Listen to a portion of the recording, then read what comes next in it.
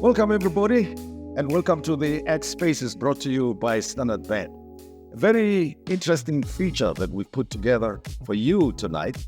We will be busy in the kitchen, and we will be recording the whole stuff that goes on within here, which will be shown on YouTube. But here on X Spaces, I'd like to hear from you, your own questions and submissions, suggestions on what you think of the national budget that was presented recently by the Minister of Finance, Mr. Enoch Godongwana.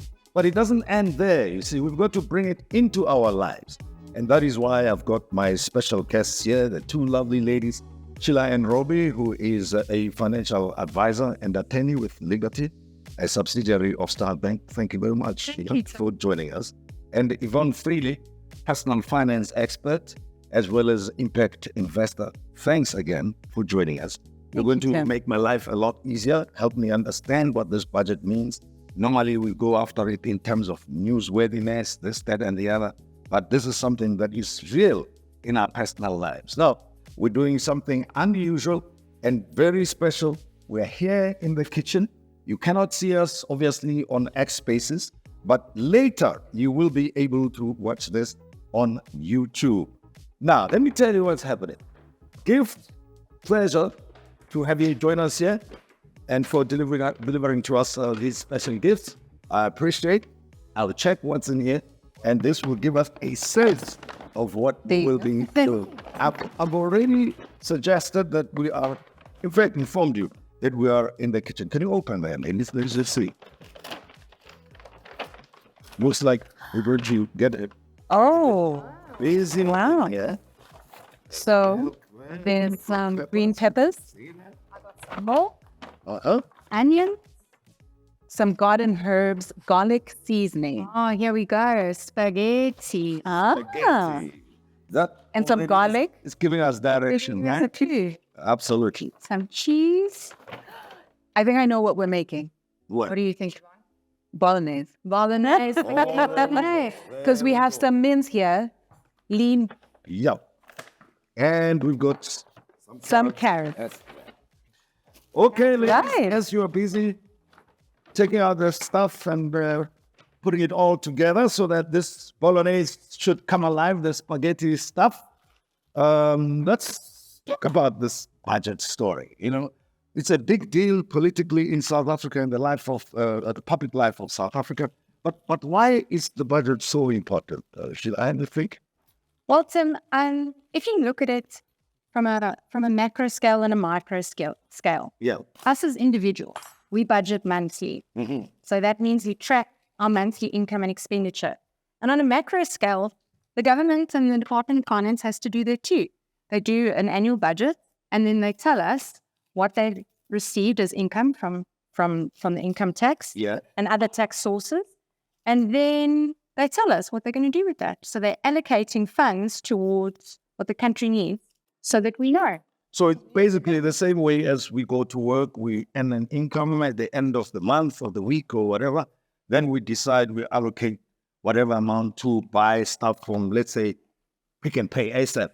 Like this has been the case now. And one of the things from a personal finance point of view, I'll allude to the 50-30-20 rule, Yeah. is something that the government can use on a grand scale as well when they are allocating our hard-earned tax money to the needs of the country. I like the concept, but 50-30-20 rule, what does it mean exactly in our personal lives? I've heard about it before, but I don't want to pretend to be an expert here. So the 50-30-20 rule is a general guideline for people when they are doing their personal finances and budgeting. Yeah. 50% of your net income, so that's after tax, would be allocated towards your needs. So that would be living expenses, healthcare, transport, etc. Mm-hmm. 30% you would allocate towards your wants, eating out, gym memberships, all of that. And then 20% to be allocated towards savings goals and servicing debt. Sure. So that's just a general guideline, but it is something that can be adapted to, personal circumstances. I like the fact that you refer to it as a guideline because a lot of people feel 50 means that's for my nice time. And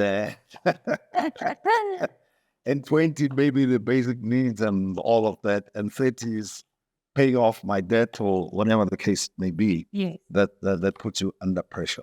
But now, Yvonne, tell me about the VAT elements of what the minister announced, because that's where I suppose things like inflation and all of that get calculated, right? And we are also thinking, what is it that we got as consumers, as citizens, so that we can plan accordingly when we buy foodstuffs and that sort of thing in our homes?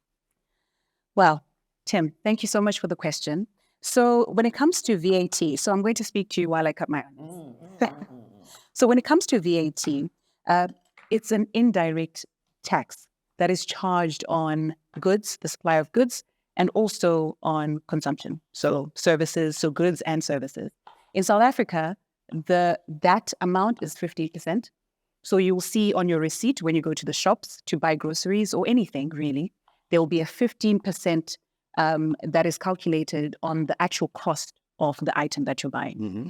And so when the minister said that there will be no increase in VAT, that is what he is referring to. So 15% will still remain.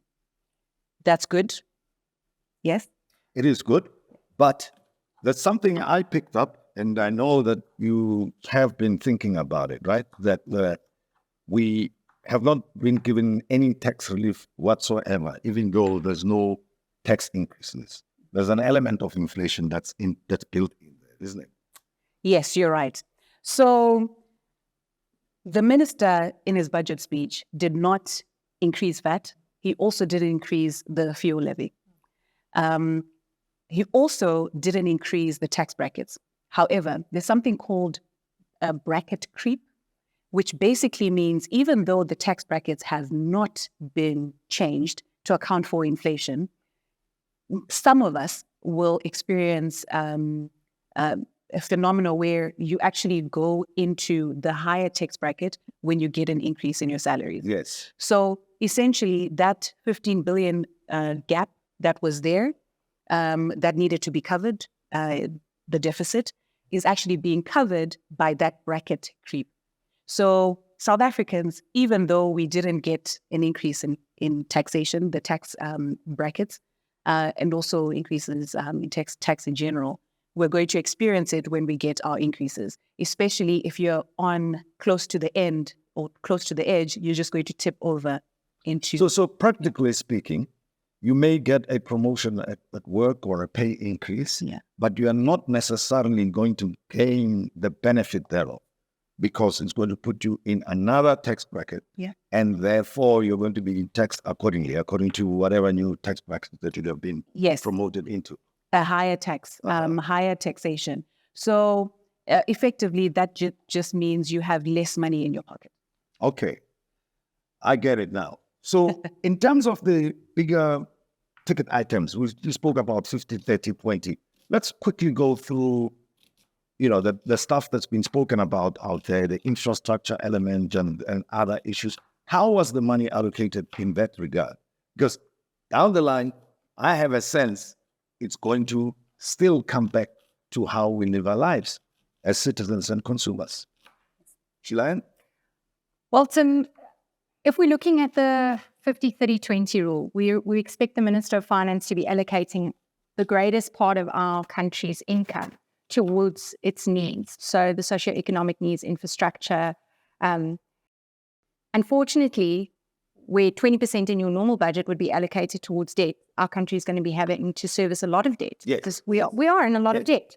So where we're servicing debt, we are, instead of spending 20% of our budget on servicing debt, the country is in fact spending more of its allocated budget to service debt. Sure. And regardless of not increasing fuel levies, because of the instability of Eskom and the load shedding, a lot of wholesalers, distributors, manufacturers are having to rely on inverters and generators which make use of diesel.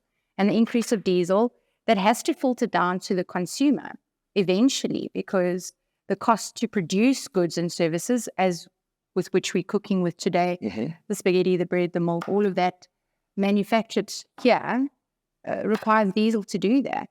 And the bottom line, so the 40 Rand we're spending on cheese would have possibly been 30 Rand last year. So that's how the consumer's feeling it.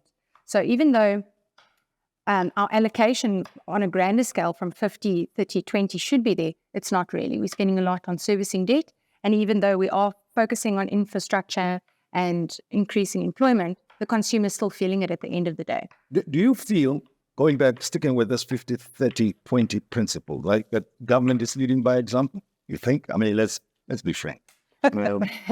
Obviously, the most powerful institution in our society is the government, right? Yeah. The biggest institution, the institution with the biggest budget in the country is the government. And we interact with it one way or another through taxes and all of that.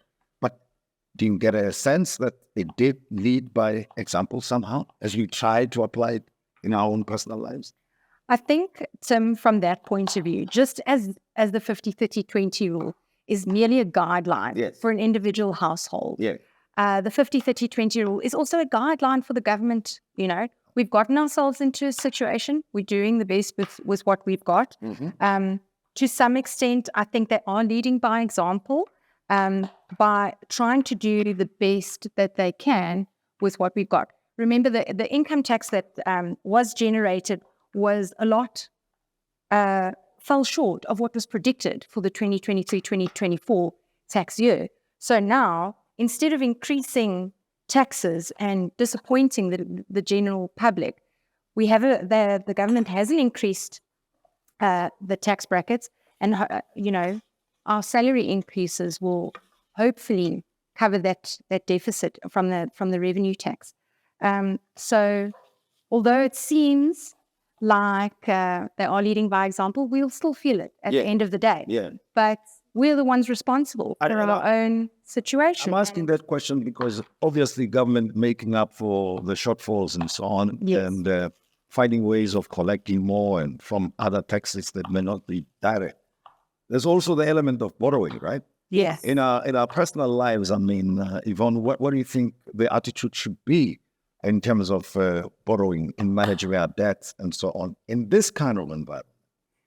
So, just as the 50, 30, 20, gives us a guideline, I actually personally use that. So 20% towards financial goals. So that's savings, paying down debt, investing, etc. And the government obviously is trying to work towards that. They did give us an indication that debt is going to, the debt to GDP is going to slowly decline over the years. And so I think that is their way of actually getting down to that 20% or whatever it is their threshold actually looks like. Yeah. Well, ladies and gents, let me tell you, there's something going on in the background. These ladies are very clear about what they're telling me. I'm asking them questions. They are thinking about my questions. At the same time, they are busy chopping onions, chopping carrots, and putting stuff together for the spaghetti bolognese. It will be cooked in the meantime. And I know it's looking good, isn't it? Yeah, it smells good. I can smell something. We haven't even used garlic yet, Yvonne. It's smelling so good. Imagine when we get to that point of the food. From your personal experience, Yvonne, and I'll come to you, Sheila-Ann, in a moment. I'll stir. Stir the pot both ways. Stir the pot literally and figuratively if you want. So tell me, why is it so difficult for many of us to stick to the budget plan? I mean, we talk about it. I did say to you guys, I indicated that I hear this 50, 30, 20 guideline story. Very interesting. But the reason we never talk much about it is because many of us can't stick to it. Why is it so hard? You see, Tim, apart from the cost of living, going up every single month, the other issues that really affect us in our society is playing what is called the status game, trying to keep up with the Joneses, trying to increasing your lifestyle to match whatever income increase that you get. So the bonuses that you were talking about. The moment I get a bonus, I'm trying to chase a different status. And once all of that money is done, we come back to zero. And we have to start again. So I think what is required is a mindset shift where we actually take a look at where we really, really, really are, which is what a budget does, right? A budget helps you take stock of where you are. So this is how much I'm making. This is where I can actually allocate it. And these are what my priorities are. So from a priorities perspective, savings, investing, paying down debt, those should be the priorities instead of playing the status game, which we will never win. The way which I'm, listening to you tells me that you have to have clearly defined goals. Yeah. Right? As much as you have priorities, because sometimes priorities can be set for you, I think. And you may end up not having specific goals, and you're thinking to yourself, I must save money, but I'm saving it for what? When I can have a good time. And I just want to touch on that specifically. So with what Yvonne said, having those priorities, and it's something that I maintain with my clientele, is that a budget is not something that they do at the end of the month. Yes. I don't want you to look back and say, and same with the government. They're telling us at the beginning of the year what they intend to do with the money. Yes. And from an individual point of view, that's something you need to do as well. Yes. For a normal salary earner, you know exactly what your salary is going to be. Yes. So you must tell your money what to do. So that's how you keep your budget on a monthly basis. I will allocate 3,000 Rand a month to groceries. I will allocate 2,000 Rand a month to fuel, or whatever it is. Again, individuals in my experience are using debt to facilitate their lifestyle. That's also another thing that, from a macro scale and a micro scale, that's something. But you know what? I do have an excuse. Not only for What myself, could be the excuse? I tell you, you can never compete against advertising. On television or anywhere else, you can do your best, and of course you should try. You should try to have the monthly budget plan and all of that. But I'm just saying, we're only human. You watch television and you are shown the latest gadget, absolutely, stuff and so on. And you don't have the same advertising that tells you about 50, 30, 20. Reminding you. Okay? So. True. But the point is, once you have a budget, right? Once you have one, you are showing commitment to sticking to it, right? It's hard for some, even when you have a budget, to stick to budgets, but you're showing commitment. By even writing it down, you're showing commitment to it. And so what I would say is, even if there's an upgrade, don't buy the upgrade. Just don't. Know that through your savings, through your investment, one day you can actually buy. It also helps to have an accountability partner like a financial advisor. But of course, I always say Stuart obviously said Yes. But it's true. It's true. Everyone needs a financial advisor to help them, to keep them accountable and help them along this journey. Personal finance is difficult. That's why we're always caught in a snare. The next, the latest car comes out, you want to buy that. The latest this comes out, you want to get that. But if you have someone who's keeping you accountable, Sheila, it's a little keeping you accountable. Then you're likely. Imagine if you had Sheila to call every time you wanted to make a big purchase. Yes, but sometimes you think to yourself, I'm a child. Why should I always depend on No. So personal finance, that journey to financial freedom is a lifelong journey. Yes. So even at any age, even at 80, you still need someone who helps you handle your finances, helps you with advising on how best to use your money. Yvonne, you're a personal finance expert, right? And we touched on the financial goals, as it were. Yeah. Let's explain what financial goals are, because I'm thinking to myself here that at least if you become, for lack of a word, a personal slave to your own goals, then you'll be able to manage yourself better, right? But if you are floating around, I think we should. And now and again, earning or receiving the bonuses, extra cash here and there, you go with the flow. You go with what is happening in your environment and not remaining loyal to your own goals. You tell me. So financial goals are made up. So 3 buckets. You have savings, you have investing, and you have paying down debt. That's just at a high level. There are so many other things that can happen. I'm sure you can attest to that, travel Sheila. Fund, exactly. Education fund, whatever it is. Yeah. I think what Tim's also alluding to is that there's got to be some sustainability in it. So if you're using your entire bonus towards investments or paying down debt, you create this sort of relationship with money where you start resenting it because you're not satisfying your urges and your need to be satisfied immediately. Yes. So I do believe, and I encourage my clients to take a portion of any lump sum or bonus or anything that they receive to treat themselves and work it within the budget. There's got to be something within your budget that honors you as a human being for all the hard work that you've done, and us as a country as well. So I think it's a psychological thing. It's absolutely. We can train ourselves to do what you guys are suggesting. Many people could get out of financial trouble easily. And yet there's something called behavioral finance. Absolutely. Okay. So, and there's so many biases when it comes to how the normal human will deal with their money. So many biases. So, as we said, right, given the different financial goals that are out there and given the different priorities that we all have, we have to be intentional about knowing what our different biases are, right? So you get yourself in a situation, just know that your mind is working against you and wants you to spend that money. Yeah. Just always know that. Your mind wants you to have nice things. It wants you to enjoy yourself. It wants you to spend that money.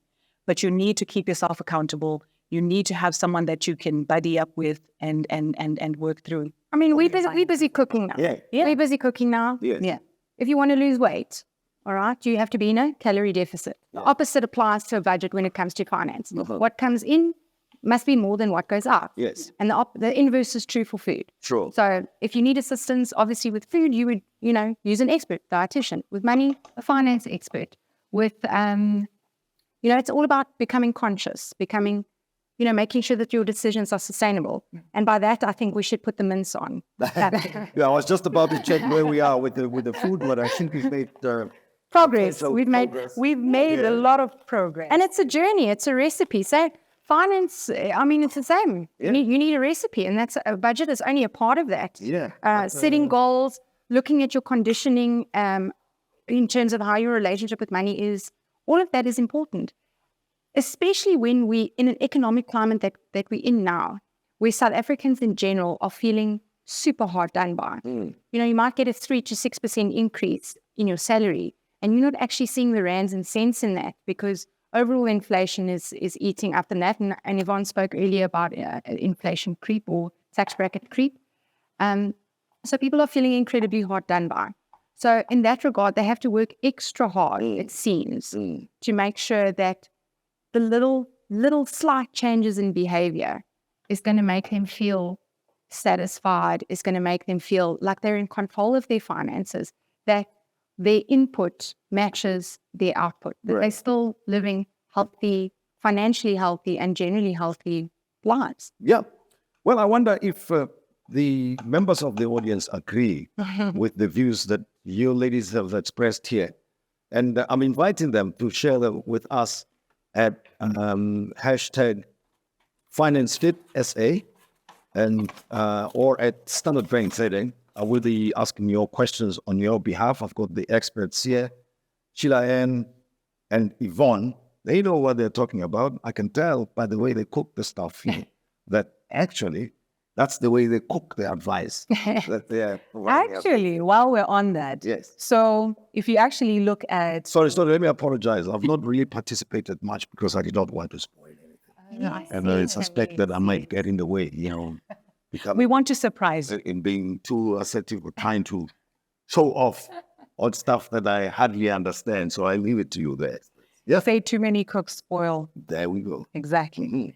So I wanted to say, if you actually look at what Pick and Pay ASAP brought us, 50%, we can actually use that to create our budget. Sure. 50% could have been the mince that we're making now. Yeah. 30% the pasta and maybe the spices, and 20% on the veggies. So if you think about it that way, it can actually it can also be at a high level, so when you're creating your budget, but also at a meal level, when you're actually budgeting. 50, 30, 20. That's what 30-20, that's what it's a guideline. And it's a guideline for health, it's a guideline to sustainability. Everything. Mm-hmm. Everything. Yeah, well, I will be going back to the questions, and I'm going back to the part of the government, okay? Many people complain and say portions of the money that we borrow, the state borrows, goes towards more consumption than production. We're talking about social grants and all of that. I don't know if you guys have an opinion on that, because it tends to come from especially the business-minded people who say, no, spend more on infrastructure, don't spend on consumption. And of course, a substantial number of South Africans live below the poverty line, right? So, I mean, how can one find a balance there? And I would suggest the same mindset exists in individual citizens who think, if I'm not like the Joneses or any person that I compare myself to, therefore, I'm not happening. I'm not achieving the success that I should be experiencing. I can start? Sure. Okay. So my thinking is the government has to balance out spend, so infrastructure spend, capital formation, everything that will eventually lead to, the country growing, economic growth, but also help us with the problem of unemployment, right? But also it needs to take care of the citizens. Sure. And it's trying to balance that out. You saw they did make some concessions, some adjustments when it comes to infrastructure spend, but also when it comes to social spend. Yeah. So the social grants, 100 increase for veterans, the elderly, etc. 20 rand for the child support, 50 rand for the other grant. So they're trying to balance it out in a very tight situation. It's a very tight situation that the government has found, that it finds itself. And so it needs to do the best it can with the little resources that it has. If we take it back to a personal finance point of view, I'd say about 6% of South Africans can retire in terms of what they've put in place. In general, about 80% of the clients that I deal with are housing a grandparent, or do you know what I'm saying? So for me to work from a personal finance point of view, if someone is earning 20,000 Rand a month, at least 3,000 Rand of that is going to a parent, a grandparent, Yes. extended family. In the same breath, how can I ask an individual to cut that from their budget? Yes. And put it aside for retirement. Yeah. So we're actually creating this loop, and it's the duty of people like Yvonne and myself to educate so that we can support individuals to create balance. The government's got access to individuals, they've got economists, so they are playing a balancing game in the same way that individuals with personal finance have to do that. So for me, supporting clients to reach their retirement goals and support households of 5, 10, how many people. Let's stay a little bit with the retirement element. You said at best only 6% of South Africans who are employed will be able to retire at the same standard of living that they currently experience. Okay. And the ideal percentage should be what? I mean, let's look at how that number can be increased. Somebody who's not part of that 6% is thinking. I'm behind. You are. Yeah, I'm behind. What should we do then? What kind of mental approach should we adopt here? It's important for me as a parent. It's important to educate my child that the minute she starts earning an income, remember that includes her pocket money. Yes. She must adopt a savings culture. Sure. A saving for future culture, creating this delayed gratification mindset. Once the earlier you start, the better your position is, all right? So that we can increase that 6% to 8, 10, 15% of the population that will be able to retire at the same standard of living that they are currently living in. If that increases, the pressure on government fiscally to support from a SASSA point of view goes down, which means government has more money, which means they need less from taxpayers. So it's this knock-on effect. So it's important for individuals we're all involved. Everybody has a role to play in terms of creating, that shift. So, that's the way. But is 6% ideal? How do we compare to other nations around the world? It is a struggle. It really is a struggle in comparison. I think globally, economically, people are feeling the pressure.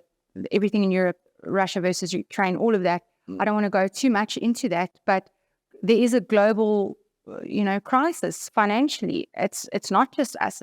We are just filtered down, and we experience it a lot harder. I just want to also remind the audience that we're not blaming anyone. We're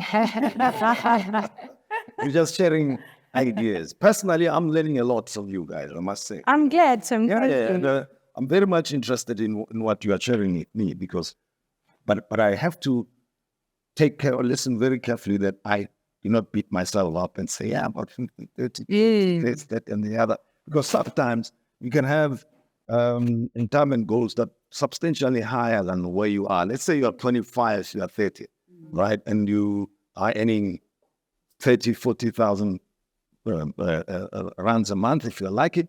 And then you have the ambition of actually having a retirement plan that gives you 3 million rands a year. Yes. Is that reasonable to have that type of ambition? It's anything is possible. Yeah. I don't ever want to limit anybody to think that it's not possible. But everything you do, whether that's in finance, whether that's in the kitchen, it's got to be sustainable. And even if you're not exactly hitting, if you say, I want to have 3 million rand a year, if that requires you to put 50,000 rand a month away, it's not achievable, it's not sustainable right now. Yes. But what can you do? Yes. Great, let's do that.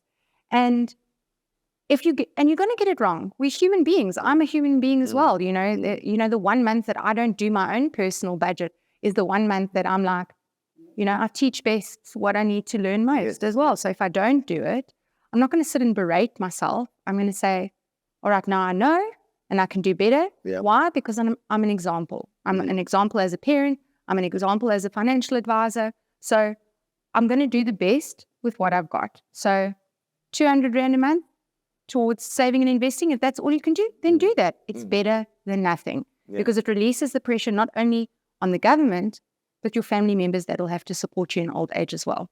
I suppose the key message here that we are driving is that budget. It's your responsibility. It's not just government's responsibility. Government is responsible for the state and the country, and we are responsible to ourselves and our families and loved ones. Yes, this is true. I wanted to touch on return. Sure. Right. So the minister actually spoke about the two-pot system that it's bringing in. So in his budget speech last week, he spoke about the two-pot retirement system. Now, that is the government's way of helping South Africans actually save towards retirement. So increasing that 6% that we're talking about. Yes. So if you have two pots, so you'll be able to access the savings pot, but the retirement pot will be locked until retirement. Okay. So that is one way that the government is trying to support South Africans with actually saving for the future. Yeah. So if it's already gone from by the time your salary comes in, you don't have to worry about it, right? You are still saving, but you're also meeting your other needs. So that's another way to look at it. Tell me about, you said there are the two parts, right? Yeah. The one that's locked in retirement and the savings part. What's the difference? Well, we've got, for our listeners on X, we've got two cans here. Tell me, yeah. One will be a retirement pot and one will be a savings pot. Yeah. So from the 1st of September, if you're part of a retirement annuity pension provident fund with your employer, a certain amount of your contributions will go into a savings pot and a certain amount will go into your retirement pot. Your retirement pot will be locked in and will only be able to be accessed from 55 onwards. Okay. So regardless of resignation or retrenchment. Yes. Savings pot will have access. You'll have access to that going forward up to a maximum once a year. Okay. So I think the approach in that is that it will create some alleviation for South Africans to service debt and all of that. As we saw post-COVID, most clients were trying to phone their employers and their pension and provident funds. Can I access my retirement? I've gotten retrenched. I need support. And that's to create that. But the forced retirement pot also then locks South Africans in so that there will always be something. instead of seeing South Africans resigning from a job to access their entire retirement savings and then using that for whatever, coming to retirement age and then having nothing. So we're creating alleviation, but we're also creating forced savings by law. So it's going to alleviate pressure on government as well later in life. You know, I have to ask this question about the NHI because most people contribute to medical aid and so on. Have you got any thoughts on how that is going to work in relation to medical aids? I know a lot of friends I have, a lot of people are very apprehensive about it. On one hand, on the other, they feel they've been forced to have private medical aid. Which problem are we trying to solve here? It's a bit difficult and complicated. We are trying to solve access to good medical or good healthcare, good public healthcare. But if you notice in the budget speech, the minister spoke about a grant towards NHI, but he didn't give more details. Yes. And from my perspective, I believe that that's because there are a few things that still need to be ironed out. And when the government is ready, we'll get more information about how the NHI is actually going to, how it's actually going to work. But that's also an initiative that helps as many South Africans access good quality healthcare. That is the ideal. That is the ideal. Because we don't have. But remember, it's always an ideal, right? Yeah. Just like the budgeting tool, 50, 30, 20. You know, some people will actually have 70, 20, 10, depending on the path, the part of the life cycle they're at. Sure. So maybe when you're in your 30s, your budget is probably 60, 20, 20. When you're in your 40s, it goes down to 50, 30, 20. Maybe when you're in your 20s, it's 75, 10, 15. Sure. So it's all about circumstances. But the goal is to make sure that you have a plan. And going back to the same medical aid story, my sense is a lot of people feel that medical aid is too expensive anyway. And it's likely to be one of those items that they cut from their budget.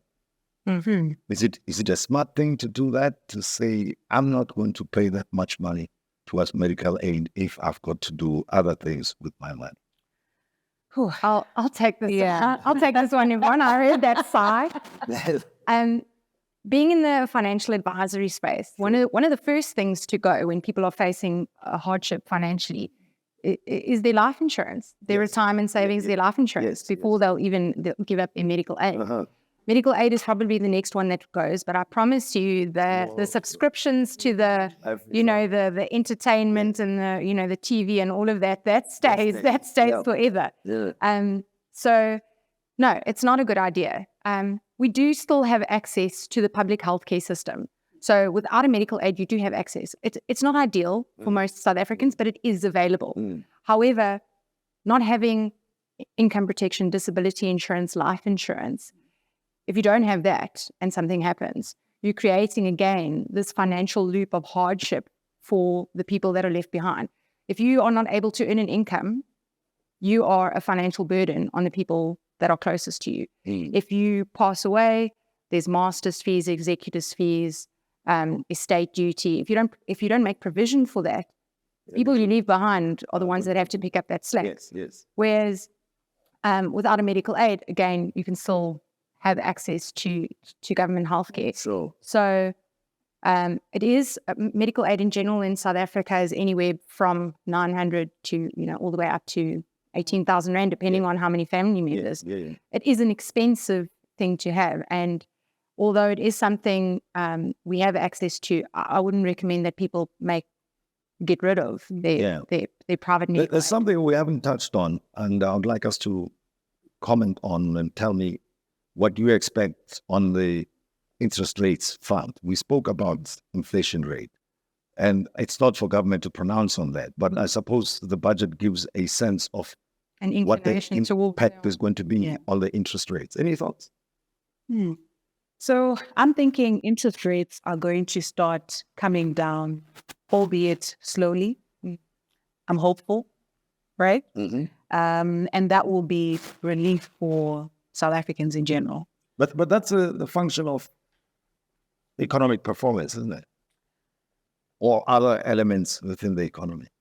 Yes, a lot goes into interest rates. Yeah. Right. But how the economy is performing is one of the factors that will affect that.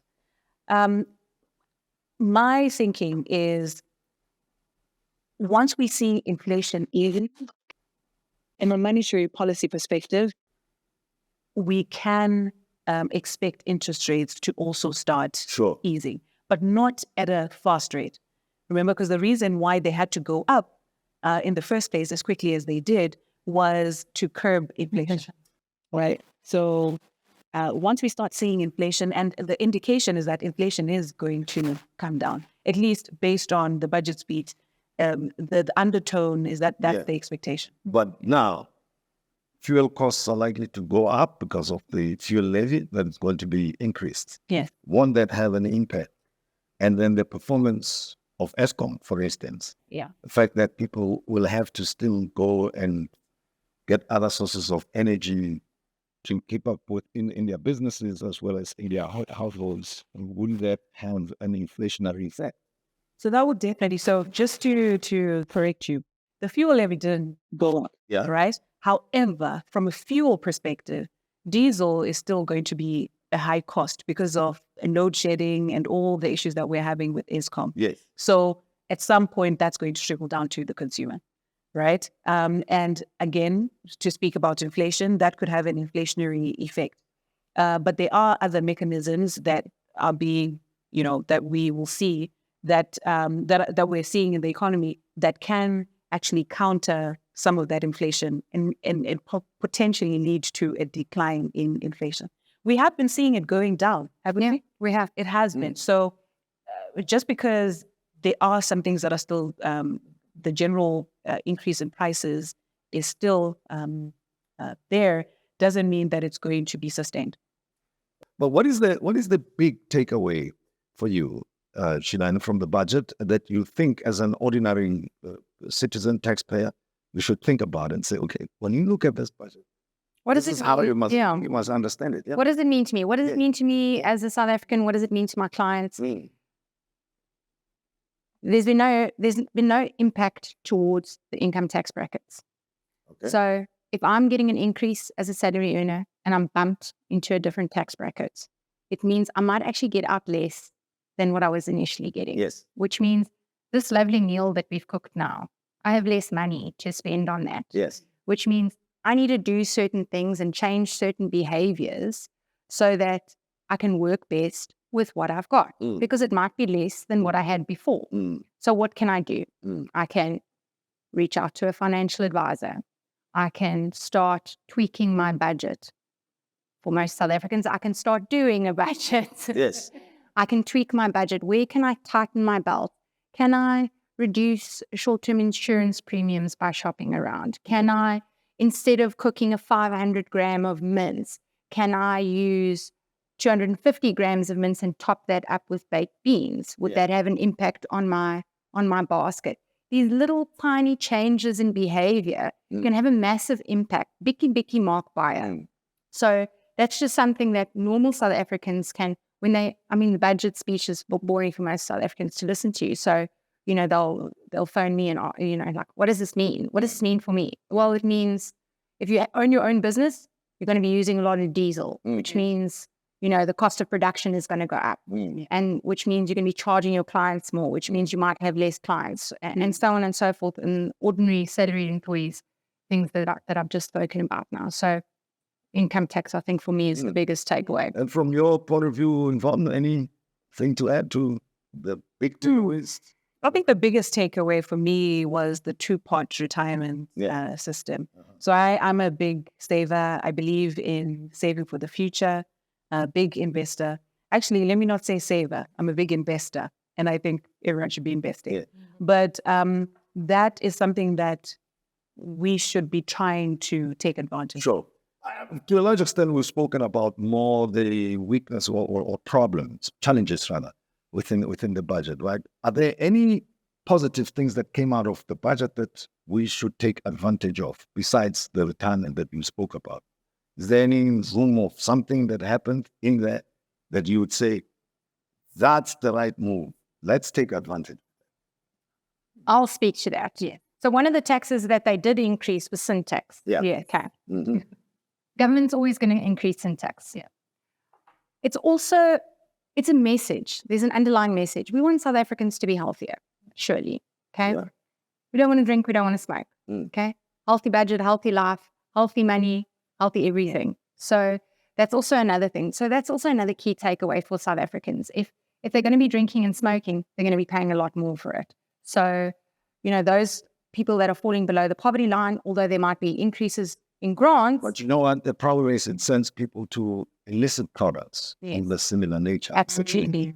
But of course, the message is loud and clear that we've got to try and live healthier lives. We want to live healthy lives so that we are contributing members of society, Yeah. taxpayers. And the government actually spoke about, so the minister actually spoke about how they're going to try and curb illicit, illicit tobacco, illicit goods in some way. So I think just as Sheila has said, the message is clear, healthy everything. Which is what's happening. Yes, we're about to have a very healthy meal. 50% protein, 30% carbs, 20% vegetables. Is it supposed to be 30% carbs though? No, I know, right? It's supposed to do a 50% carbs, isn't it? It's supposed to be 30%, I think, protein. Yes. And then maybe, 50% protein, maybe 30% veggies, Yes. and 20% carbs. Yes, I think that, yeah. That's Okay. hectic. Yeah. So today we're being That's hectic. we're being naughty, but we're not going to berate ourselves for it. Yeah, But we're, it's an ideal plan. again, yeah. I go to the 50-30-20 guideline. I like it, but I must tell you, I'm still battling mentally on how to be disciplined in that regard, and let's take it to the simplest level. So that as you practice the 50-30-20 guideline, where can you start really and just, to develop fitness for this approach? What can you do on a daily basis? So I would say, actually get a template. There's so many templates out there. For instance, Standard Bank has a template that they're going to make available on their website. Get one of those templates and actually document what your expenses are. So firstly, where are you getting your income? Yes. And I'm sure that's a quick 1 or 2 lines. Yes. Then go through, write down all the expenses that you have, start from there. And then all of a sudden, you'll start seeing where the gaps are. Remember, it's supposed to be 50-30-20. And if 70 is all in your expenses on your needs, on above the 50%, then you know that you have to make some adjustments. Yes. If you're not saving as much, if you're not paying down your debt as much, if you're relying on debt too much, then having it on paper assists you with making those adjustments. So that's step 1. Yeah. Step 2, having an accountability partner. I can't say it enough. You need to have a conversation. And your first consultation with a financial advisor like Sheila will be free. So once you come up with your budget, go and see someone who actually understands how to optimize your finances. And then start listening to, the different pieces of advice that they will give you. Educate yourself. There's so much information out there. The budget is important because you're conscious. So you could write down, and I see this with so many clients. You write down all your fixed expenses, all your variable expenses. The things you're not writing down, you stop at the garage, you get a coffee. You out one night and you get takeaways on the way home. You're not writing that down. That's not part of your monthly budget. You haven't told your money to do that. You did that spontaneously.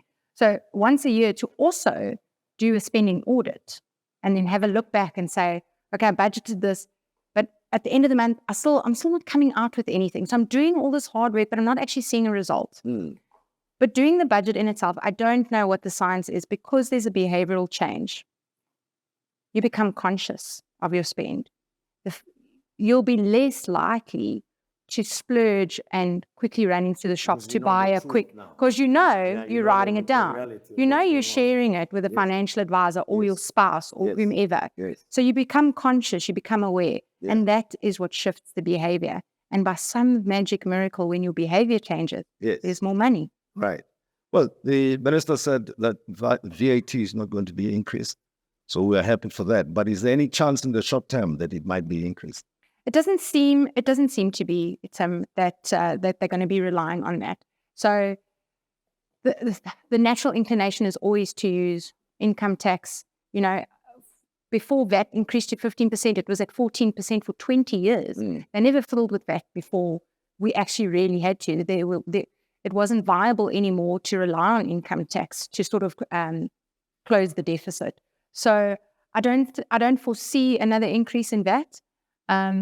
You'll see, the fuel levies and sin tax, those sort of the little tweaks all add up so that, because remember, 1% increase in VAT might not seem like a lot, but on a grander scale, that's every consumer in South Africa. That's a massive shift. So it's only little tweaks that government need to make to try and get that shortfall closed. And the main thing is being conscious of what they spend on. The big item on the budget or in the budget is the debt servicing cost, isn't it? Yes, actually. How has it been increasing over the years? Is it being that substantial, or is it something that we are living comfortably with in South Africa that our budget can service easily? So it's been quite high, north of 70%. Yeah. But as you saw, the trajectory in the next few months is that it's actually going to be coming down. Yeah.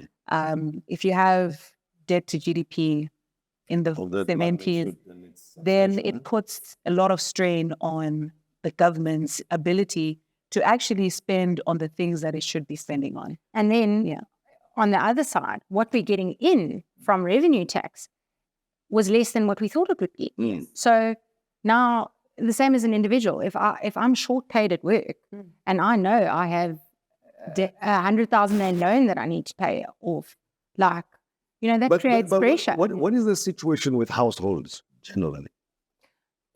Compared to the debt level within the country's budget? Government, macrocosm, individuals, microcosm. Yeah. Same situation. Yes. COVID left mapping. Yeah, it's exactly the same. We're looking at between 100 to 200,000 rand debt per South African household, and that's over and above your normal vehicle finance and mortgage bonds. So that's just your credit cards, personal loans, micro loans, loan sharks, all of that. So that's bad debt that people are sitting with. So when people come, they're already, like you said, it's hard. I don't want to stick to this. It's difficult. Now imagine coming with that with so much shame and fear to say, I didn't do good. I earned money and I spent beyond my means. I'm sitting in this situation that what I'm earning cannot facilitate the debt that I've created. Help me. Well, that's our conversation with the experts, and I'm waiting to hear from your point of view what you think the issues are in your personal life and what you make of the country's budget as presented recently. And remember to send your questions or comments to @StandardBankZA or @FinanceFitSA, #FinanceFitSA. And then let's hear from you in that regard. The other point I want to make to you is that you did not see, because we are on X Spaces, what was going on in the kitchen besides what we're talking about. There was some cooking going on here, and the food is about to be ready. I think we can eat. I think we can eat. We can eat now. Really? Yeah, I think so. As long as we've got salt, everything's fine. So let's sort out the salt element, and then we will be having something to eat in a moment. Right, Yvonne, thank you very much. Much appreciated. And Sheila-Ann, Thank you, Tim. thank you very much. Thank you so much. I'm going to benefit in so many ways from the insights you shared with us, up to the spaghetti bolognese.